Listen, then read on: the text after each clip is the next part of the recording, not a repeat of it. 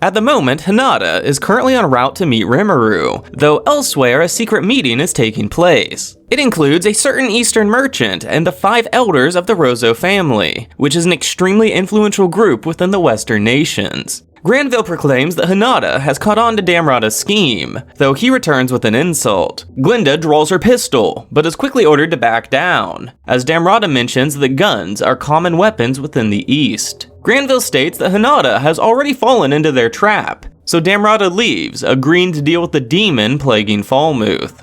Glinda expresses her dislike for that merchant, so the elders reveal that Damrada is a leader within a massive underground organization known as Cerberus. In regards to Falmouth, the elders decide to send Glinda alongside her closest companions as backup, and we also discover that Glinda is an Otherworlder. Then after ordering her to leave, Granville asks his granddaughter if this plan is okay, and she states it's perfect.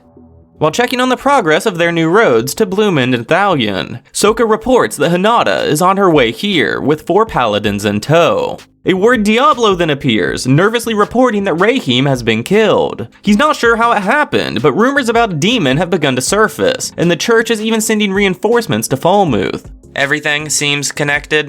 Rimuru calls an emergency meeting where Sohei announces that Hinata's party of 5 is definitely marching toward Tempest. He also states that 30,000 Temple Knights are being sent to Falmouth, causing Shion to laugh at Diablo's failure. Rimuru wants to know what she would have done differently, as she proudly exclaims she would have slaughtered all the nobles. And this makes Rimuru wonder if her dumbass outburst was secretly meant to make Diablo feel better. Shuna reassures him that a single mistake isn't such a big deal, and Rimuru asks if his plan can continue. Diablo is still confident that he will be victorious, followed by Shuna bringing up the fact that Alderman was once part of the church.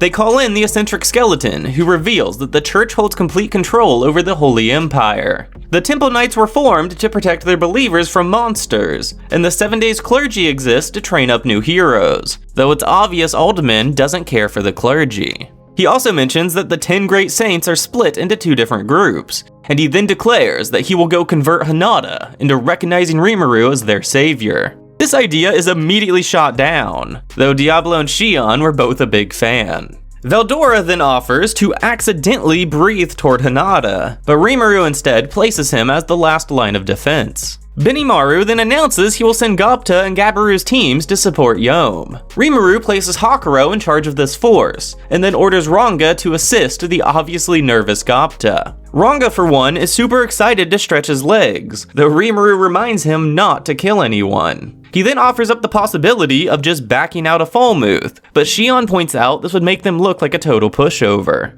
Diablo is confident in his plan to claim victory, though he's also told to kill as few people as possible. Sohei abruptly receives a report that a group of 100 paladins just left the holy city. Shion thinks they should kill Hinata now, and Hakuro states it's a shame that Geld isn't here. Rimuru is still hoping that Hinata is just coming to talk, but he doubts this since their faith deems all monsters evil. 100 Crusaders may not be working with Hinata. If possible, they shouldn't kill any of the paladins, though Rimuru gives everyone permission to use lethal force if their life is in danger. To this end, Shion offers to take command and have her team Reborn stall the 100 paladins. But Rimuru points out they're only rank C, which is well below the paladins. However, Benimaru backs up her idea, stating their unique skill set may be perfect for the situation, and that he can have his team Kurenai provide support. So the real question is, who will confront the 5 members of Hinata's party? Rimuru will obviously take on Hinata, but that leaves Benimaru and Sohei to deal with the remaining 4. Shuna, Rigurd, and Rigur all volunteer, but Rimuru believes it's too dangerous for them. At this time, Sufia and Elvis burst into the room, offering to lend a hand. Rimuru wonders what Lord Carrion would think of this, followed by them stating he'd be disappointed if they didn't offer to help. Then it's decided, if push comes to shove, Shion will stall the 100 paladins, while Rimuru, Benimaru, Sohei, Sufia, and Alvis take on Hinata's party. Though honestly, Rimuru is uncertain if he can beat Hinata in a fair fight. Odds are high that you will win. Now, Hinata intended to travel to Tempest alone, but it wasn't long before Arnaud, Letus, Fritz, and Bacchus caught up to her. She really doesn't want them getting involved with this, but they refuse to let her go alone. 10 days later, the group arrives at Bluemund, where they are taken aback by the unexpected liveliness and number of merchants. This is without a doubt the influence of Tempest, and Hinata even finds a restaurant selling ramen. It's even served with chopsticks and tastes absolutely perfect. The following day, they enter into the Jura forest and are shocked to find the perfectly paved road that even has a magical barrier protecting it. They're wary of the oncoming hobgoblins, but are just politely told the rules of the road, which includes mile markers, free water, and even inns along the way. The paladins look to Hinata for emotional support, but she needs a moment of silence to let this all sink in. She then thinks back on the time that Yuki warned her that Rimuru was planning to build a new nation. That night, Hinata asks for everyone's honest opinions, and Arnaud can only assume that Rimuru is a fantastic leader. Everyone agrees the road was beyond impressive, and the group even says the world could learn a thing or two from him. Hinata's just glad that Rimuru hasn't been labeled a divine enemy, and she can't help but feel like something is off with Rimuru's short message that challenged her to a duel.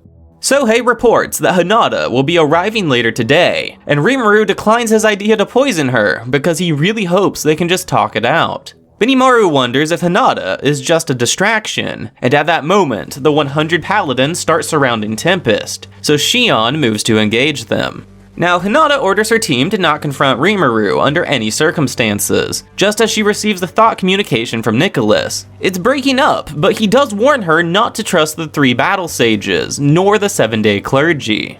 Hinata then contacts Luis, asking why the battle sages were deployed, but of course, he did no such thing. A magic barrier then cuts off all communication, so Hinata rushes toward the battlefield.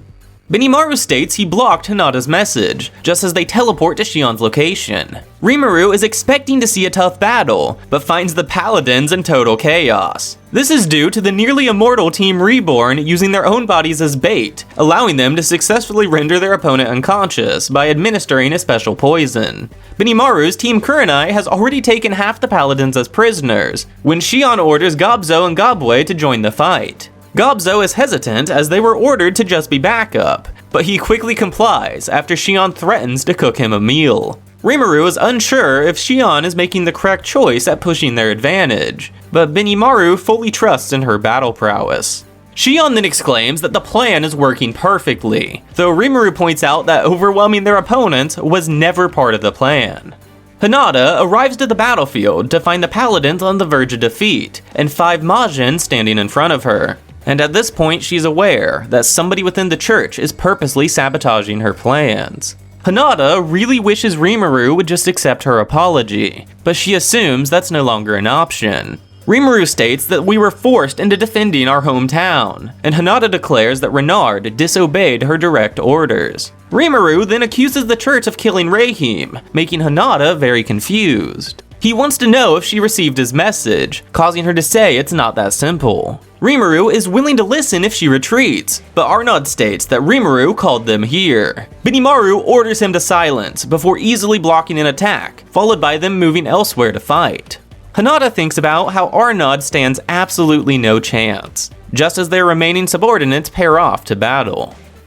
Renard has overwhelming respect for Hinata, and is currently the person leading the 100 paladins. This all started with the 7 Days clergy convincing Renard that Hinata is working with Demon Lord Valentine. He then set out toward Tempest with the 100 paladins, planning to prove that Hinata has not betrayed them. Now, some viewers have asked where the books can be found. Personally, I buy the officially translated books from Amazon, and I've placed an affiliate link in the description down below, as anything bought through that link actually helps to support these videos.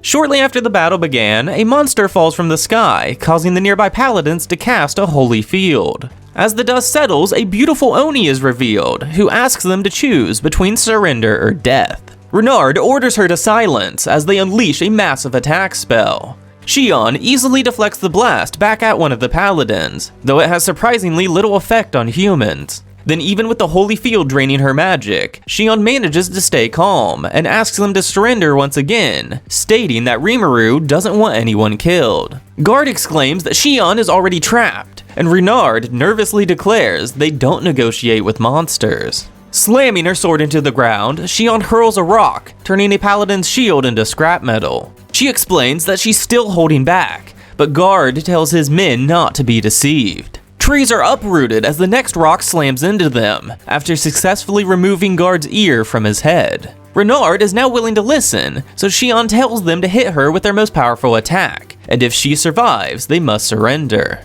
All 6 of them combine their magic, unleashing an unbelievably powerful infernal flame. As promised, Xion accepts this head-on, and uses her Master Chef skill to slice right through it. This encounter did melt the skin off her body, but her innate regeneration was easily able to keep up. Though even after all this, Guard still refuses to surrender. However, Renard gladly drops his weapon, causing the rest of the paladins to follow his lead. Renard then begins to think and doubt that Demon Lord Rimuru is actually evil, and he then comes to realize that he was tricked into sabotaging Hinata's plan. Now, Hinata's past is anything but fun, as she killed her very own abusive father, only to then be neglected by her mother. She was then summoned into this world, and eventually stumbled upon Shizu, who was the first person to ever show her genuine love. Though Hinata was afraid of losing this love, which led her to running away and joining the church as a paladin. Present Hinata recognizes her current situation as the worst case scenario. However, it also makes her next objective very simple. She just has to win this fight. Hinata uses Usurper, trying to steal away Rimuru's skills, but it fails, which has only ever happened versus Luminous Valentine. She then throws away the Dragon Slaying sword in favor of her Moonlight Blade. Rimuru is disappointed that Hinata is choosing to fight, and their first clash is lightning fast as Hinata's speed might be on par with Milam's. Rimuru was hoping he could overwhelm Hinata, but it's painfully obvious they are evenly matched. Hinata was also aiming to overwhelm Rimuru, as she knows his magical body will never grow tired. She's even using a self-damaging skill to speed up her body, and another skill that is predicting Rimuru's every attack. Then knowing her human body can't keep this up for long, she tries to end this quickly by relying on her superior technique. It's taking Rimuru's full power just to fend off this blinding assault, and he can't figure out how she seems to know his every move.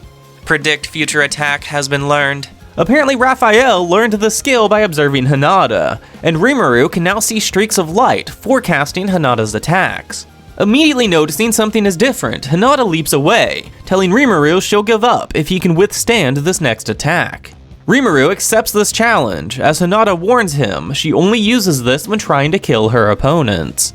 She warned you to increase your chances of survival. Hinata exclaims this only happened because he requested a duel, which confuses Rimuru since the majority of his long message talked about wanting peace. At this point, all of their subordinates have finished their battles, yet Sohei is casually standing beside his blushing opponent. She infuses her sword with a disintegration spell before unleashing Melt Slash. Can't defend, can't evade, recommend sacrificing Lord of Gluttony. Rimuru notices her sword is only aiming for his stomach, though he follows Raphael's suggestion anyway. It takes 70% of his total magic power, but Lord of Gluttony is successfully sacrificed, canceling out her attack. Hinata laughs upon Rimuru being bold enough to take that head on, causing him to question if the now silent Raphael might have lied to him. Suddenly, the Dragon Slaying sword flies toward them, causing Hinata to dive in front of Rimuru while cursing the 7 Days clergy.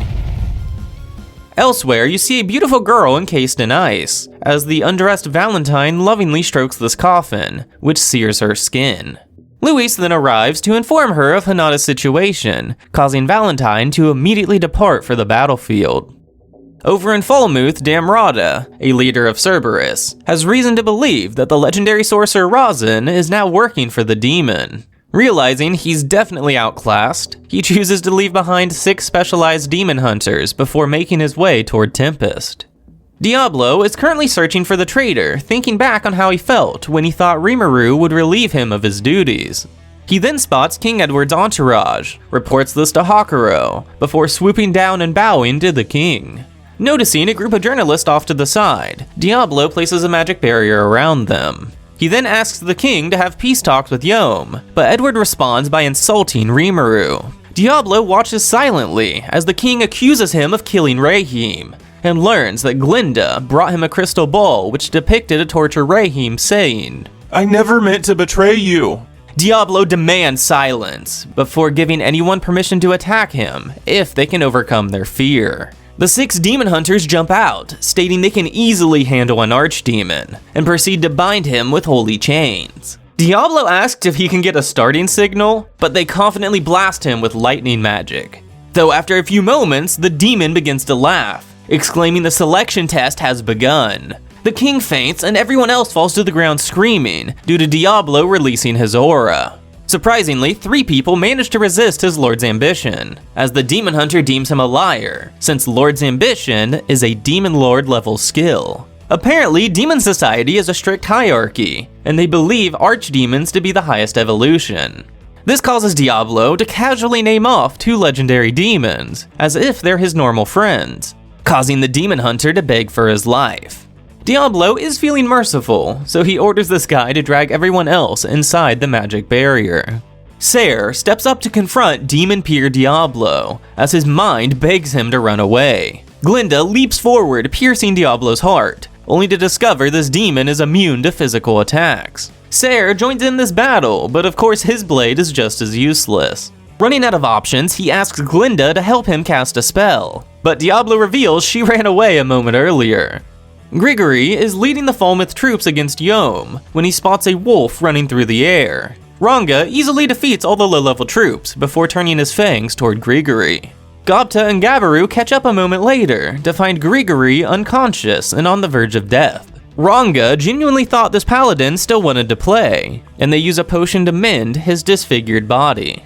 Ser then realizes that a demon this powerful would never waste his time killing Rahim, which means the 7-day clergy is behind this, just as 3 of them appear, immediately casting a major spell. It's obvious their plan is to kill everyone here as a means to protect their story, and thus the entire area is engulfed in massive flames. Rimuru is currently holding Hinata, who has a gaping hole through her chest. He immediately uses a potion. Target's magic resistance is too high.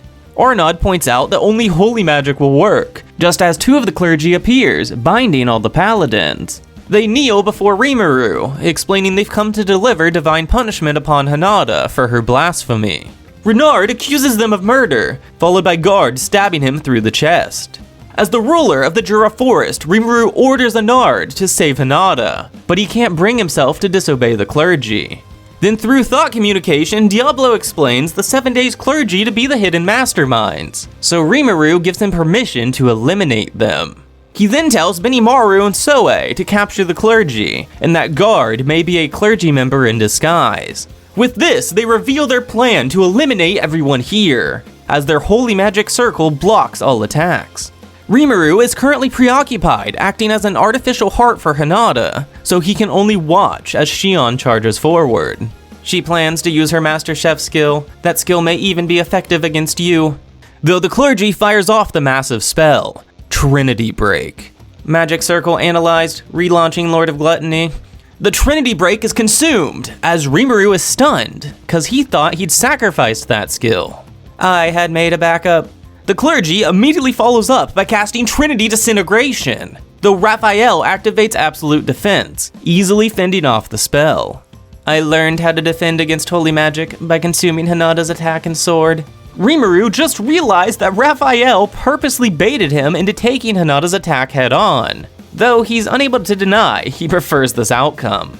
The 7 days clergy can't believe the Demon Lord survived, and claim that killing them will only garner Luminous's rage. Demon Lord Valentine then steps out of a gate, apologizing for her subordinate's treachery.